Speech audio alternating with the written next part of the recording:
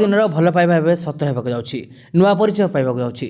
ବିବାହ ବନ୍ଧନରେ ବାନ୍ଧି ହେବାକୁ ଯାଉଛନ୍ତି ଦୀପନିତ ଏବଂ ଶୀତଲ।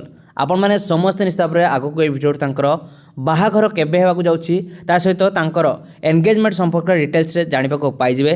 ଭିଡ଼ିଓକୁ ନିଶ୍ଚିତ ଭାବରେ ଶେଷ ପର୍ଯ୍ୟନ୍ତ ଦେଖିବେ। ଯେଉଁମାନେ ପ୍ରକୃତରେ ଦୀପନିତ ଏବଂ ଶୀତଲଙ୍କ ଯୋଡ଼ିକୁ ପସନ୍ଦ କରୁଛନ୍ତି, ତାଙ୍କ ନିର୍ବନ୍ଧ ପାଇଁ ଶୁଭେଚ୍ଛା ଜଣାଇବାକୁ ଚାହୁଁଛନ୍ତି, କମେଣ୍ଟ ମାଧ୍ୟମରେ ଜଣାଇପାରିବେ।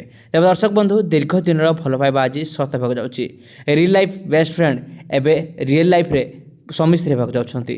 ଓଡ଼ିଆ ଘର ରୀତିନୀତି ଅନୁସାରେ ବେଶ ଧୁମଧାମରେ ତାଙ୍କର ନିର୍ବନ୍ଧ ମଧ୍ୟ ସରିଛି। ଆପଣମାନେ ସମସ୍ତେ ମଧ୍ୟ ଏହି ଭିଡ଼ିଓରେ ତାଙ୍କର ନିର୍ବନ୍ଧର ଭିଡ଼ିଓ ଗୁଡ଼ିକ ଦେଖିବାକୁ ପାଇଯିବେ।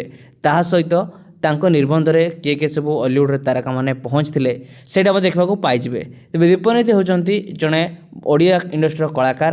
ତାଙ୍କୁ ଆପଣମାନେ ପ୍ରଥମ କରି ପ୍ରତୀକ୍ଷା ଚଳଚ୍ଚିତ୍ରରେ ଦେଖିବାକୁ ପାଇଥିଲେ ଏବଂ ଏହି ଚଳଚ୍ଚିତ୍ରଟି ତାଙ୍କୁ ବେଶ ସଫଳତା ଦେଇଥିଲା। ପରବର୍ତ୍ତୀ ସମୟରେ ଅନେକ ଗୁଡ଼ିଏ ଚଳଚ୍ଚିତ୍ରରେ ସେ କାମ କରିସାରିଛନ୍ତି ଏବଂ ଶୀତଲ ମଧ୍ୟ ହେଉଛନ୍ତି ଜଣେ ସିରିଏଲ୍ ଅଭିନେତ୍ରୀ। ଆପଣମାନେ ମଧ୍ୟ ସୋସିଆଲ ମିଡ଼ିଆରେ ତାଙ୍କର ଅନେକ ଗୁଡ଼ିଏ ରିଲ୍ ମଧ୍ୟ ଦେଖିବାକୁ ପାଉଛନ୍ତି। ଦୀପନିତ ଏବଂ ଶୀତଲଙ୍କ ଯୋଡ଼ିକୁ ଆପଣମାନେ କେତେ ମାତ୍ରାରେ ପସନ୍ଦ କରୁଛନ୍ତି ନିଶ୍ଚିତ ଭାବରେ କମେଣ୍ଟ କରି ଜଣାଇ ରଖନ୍ତୁ।